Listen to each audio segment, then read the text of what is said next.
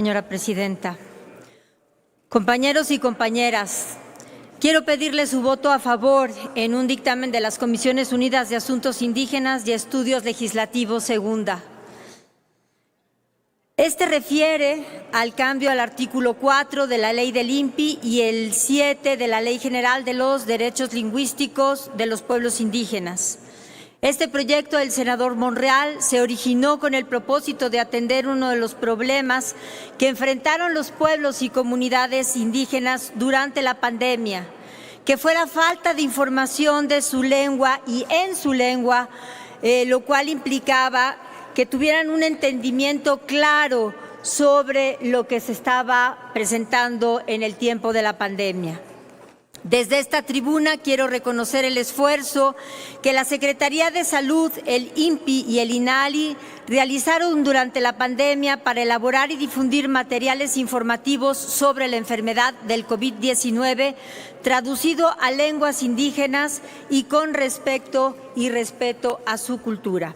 Por ello, las comisiones proponemos que la disponibilidad de información en las diversas lenguas existentes en territorio nacional sea una obligación y que la ley relativa complemente el derecho de los pueblos y comunidades indígenas a contar en situaciones de emergencia sanitaria con información en su lengua y con pertinencia cultural.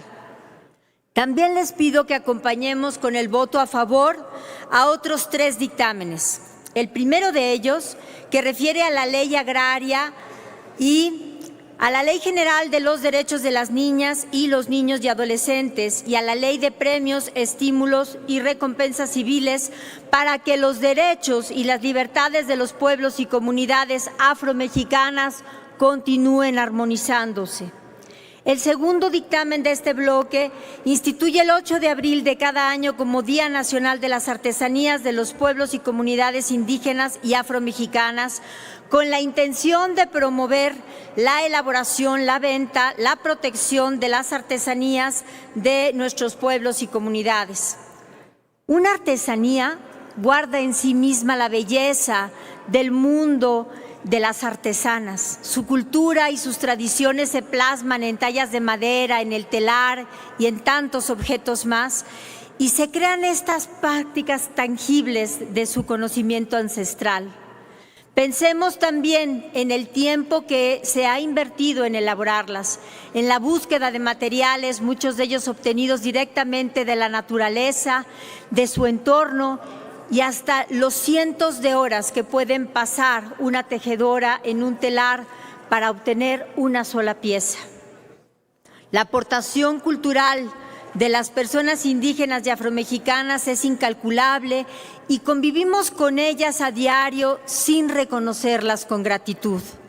Les debemos, por ejemplo, los bordados de tenangos de Doria, del barro negro, el verde, las miniaturas de plomo, la filigrana, los telares, las tallas de madera y hasta ahí, porque me pasaría horas hablando de las artesanías de todo el país. Pero también tenemos que recordar que las artesanías son la fuente de ingreso, según las cifras recientes del FONART, de 1.118.232 personas indígenas y afromexicanas que viven totalmente de la venta y elaboración de estas maravillosas piezas. Esta iniciativa de la senadora Xóchitl Gálvez es necesaria para que recordemos esto con frecuencia. Tenemos que celebrar, fomentar y resguardar la diversidad cultural de los pueblos y comunidades, pero sobre todo incentivar el comercio justo, continuo y permanente de estas obras artesanales.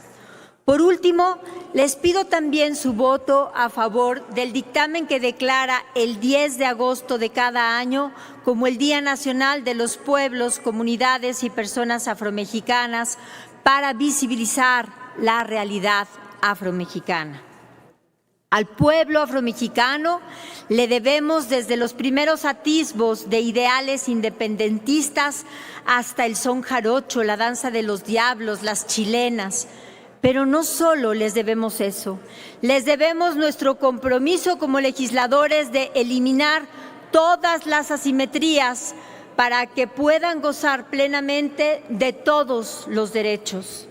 Tenemos que poner los puntos de equilibrio y colocar una fecha en el calendario que sirva para recordar permanentemente qué hemos hecho y qué falta por hacer. Que la conmemoración de su día sirva para que acabemos con la precarización económica que tiene efecto en la calidad de vida de las personas afromexicanas y que tengan, como cualquier otro mexicano, el acceso a diferentes servicios públicos como la educación.